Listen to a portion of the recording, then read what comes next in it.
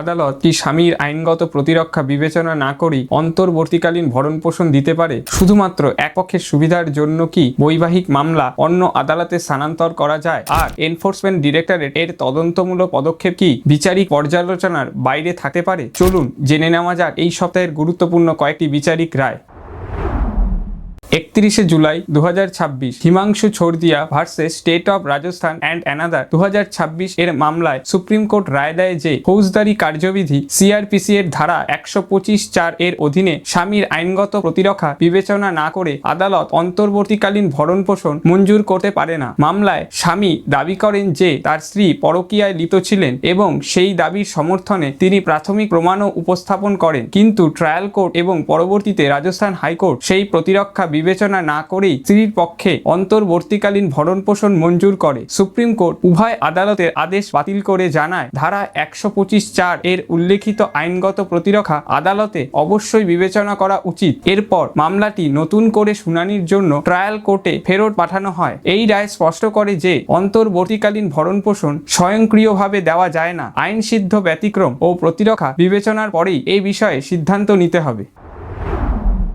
4 আগস্ট 2026 শ্রীমতী অঞ্জনা রানা ভার্সেস নবীন Singh transfer application civil number 6 2026। এই মামলায় প্রশ্ন ছিল, শুধুমাত্র স্ত্রীর সুবিধা বা অসুবিধার ভিত্তিতে কি একটি বৈবাহিক মামলা অন্য আদালতে স্থানান্তর করা যেতে পারে? আবেদনকারী স্ত্রী ব্যক্তিগত অসুবিধা এবং তার অপ্রাপ্তবয়স্ক সন্তানের কল্যাণের কথা উল্লেখ করে মামলা স্থানান্তরের আবেদন করেন। এলাহাবাদ হাইকোর্ট আবেদনটি খারিজ করে জানায়, স্ত্রীর সুবিধা ও সন্তানের কল্যাণ অবশ্যই গুরুত্বপূর্ণ বিষয়, তবে শুধুমাত্র এই কারণেই মামলা স্থানান্তর করা যায় না। আদালত আরও বলে, প্রতিটি স্থানান্তর আবেদন তার নিজস্ব পরিস্থিতি অনুযায়ী বিচার করতে হবে এবং উভয় পক্ষের সুবিধা ও অসুবিধা ন্যায় বিচারের স্বার্থের মধ্যে ভারসাম্য বজায় রাখতে হবে।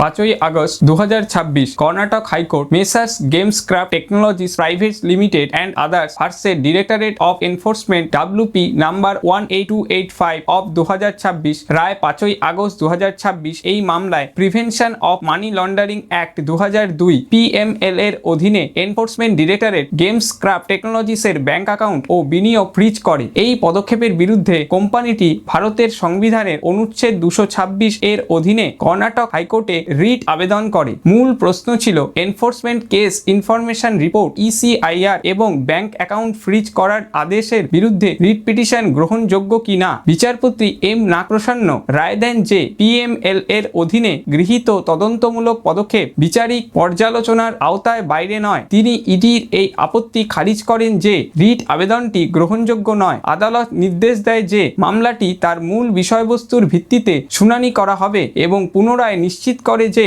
এনফোর্সমেন্ট ডিরেক্টরেটের তদন্তমূলক ক্ষমতাও হাইকোর্টের সাংবিধানিক বিচারিক পর্যালোচনার অধীনে।